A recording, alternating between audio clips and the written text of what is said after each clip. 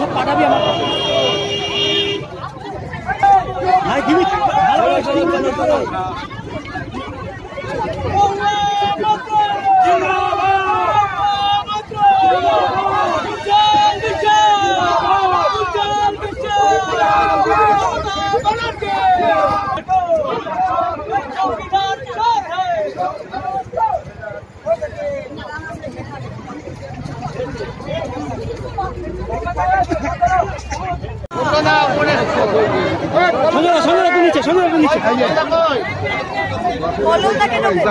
কলম না থাক এখানে নেই কলম আসেন কাকা আসেন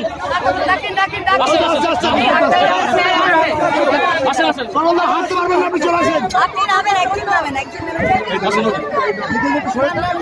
কলম আছে মাথায় লাগান হ্যাঁ ঠিক আছে গাড়ি চলেন চলেন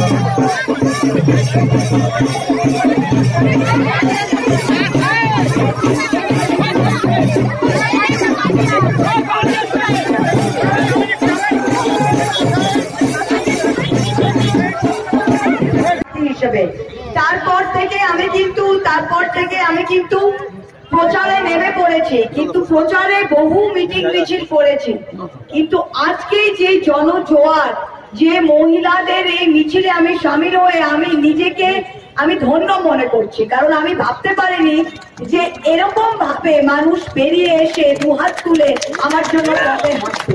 তাই প্রত্যেকজনকে আমি খুব আন্তরিকভাবে ধন্যবাদ জানাতে চাই যে আপনারা সবাই এই গরমে এতক্ষণ 3 কিলোমিটার প্রায় হাঁটলেন, অনেক অনেক ধন্যবাদ। কিন্তু আজকের মিছিলটা শেষ নয়, আজকের মিছিলটা শুরু। যখন আমাদের প্রতিদ্বন্দ্বীরা দেখবে যে আমাদের এই স্ট্রেংথ, আমাদের এই জোর মাটিতে, তখন কিন্তু এই গোল ওরা সামলাতে পারবে না, এটা আমি বলে দিলাম। এই গোল ওরা সামলাতে পারবে না। ওদের মাথার উপর দিয়ে, ওদের পায়ের ডান দিক দিয়ে, ওদের গায়ের বাঁ দিক দিয়ে কিন্তু গোল পোস্টে ঢুকেই যাবে। তাই আমাকে যখন এখানে পাঠিয়েছেন মমতা ব্যানার্জি, আমি প্রথম দিন থেকে বলছি আমি নদিয়া জেলারই মেয়ে, আমি করিমপুর কেন্দ্রের বিধায়িকা, কিন্তু আমি যখন এখানে এসে আপনাদের প্রার্থী হয়েছি, আমাকে মমতা ব্যানার্জি জিততে পাঠিয়েছে। আমি জিতবো। এই লড়াইটা জেতা কিংবা হারার লড়াই নয়, এই লড়াইটা কি কেবল রেকর্ড ব্যবধানে জেতার লড়াই। আমি বারবার বলছি, জেতা এবং হারার কোনো প্রশ্ন নয়। আমি জিততেই এসেছি, আমি জিতেই ছাড়বো, কিন্তু ভোটের ব্যবধানটা যাতে 1 লাখের ওপরে হয়, এই প্রচেষ্টায় আমি কিন্তু রোজ রয়েছি। তাই দেশ থেকে বিদেশ, জেলা থেকে ব্লক, রাজনীতি, খেলা, বিনোদন, সমস্ত খবরের টাটকা আপডেট পেতে সাবস্ক্রাইব করুন আমাদের চ্যানেল হলদিয়া লাইভ।